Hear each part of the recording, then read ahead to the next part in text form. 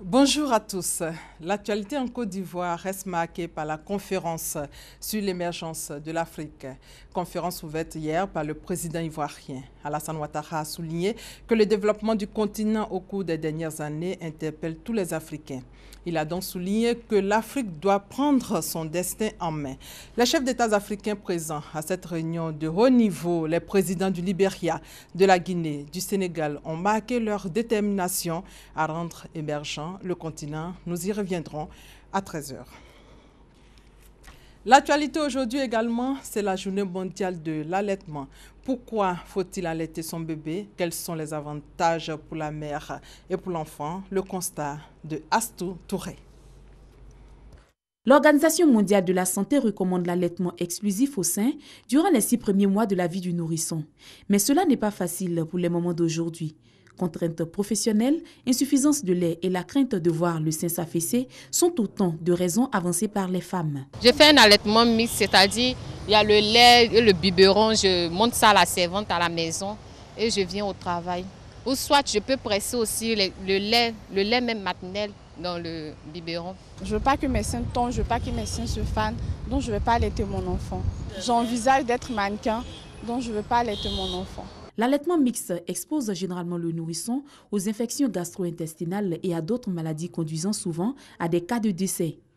Il est bien connu que les enfants qui sont nourris au sein font moins d'allergies alimentaires, sont mieux protégés contre certaines infections gastro-intestinales, ORL ou respiratoires telles que les bronchiolites.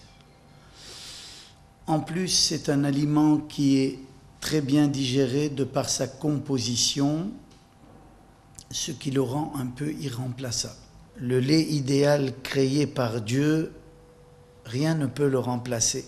Ne serait-ce que les 3-4 premiers mois de vie avant de commencer une alimentation diversifiée, essayer de donner cet aliment idéal qui leur permet d'assurer une bonne croissance, de bonnes défenses et une relation mère-enfant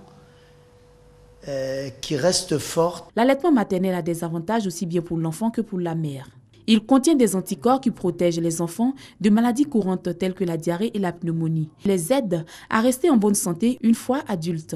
D'abord, l'enfant a plus de chances d'avoir une bonne santé et comme on le dit, d'être beaucoup intelligent. Mais moi, je préfère allaiter mon enfant que les biberons, peut-être en second plan.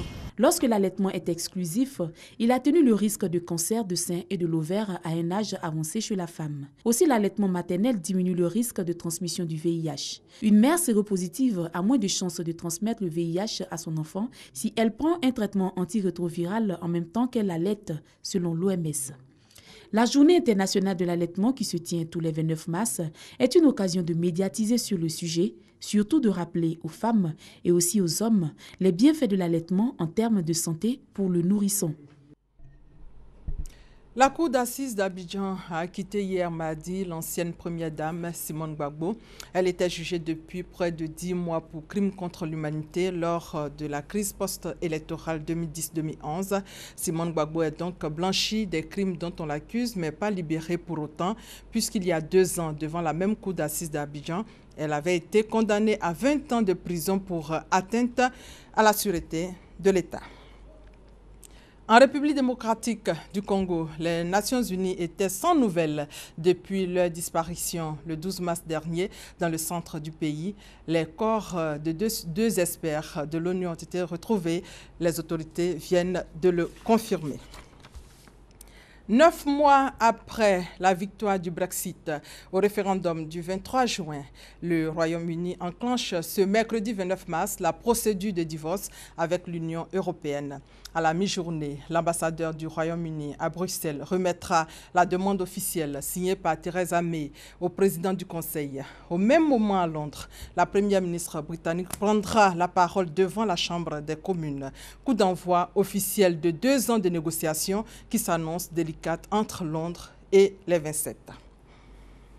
En Irak, pour terminer, plus de 300 civils ont péri, selon l'ONU, dans la partie occidentale de Mossoul depuis le lancement d'une offensive pour déloger les djihadistes du groupe État islamique à la mi-février 2017 par les troupes gouvernementales soutenues par la coalition. Voilà, et c'est la fin de ce flash. On se retrouve à 13h. Merci de votre fidélité.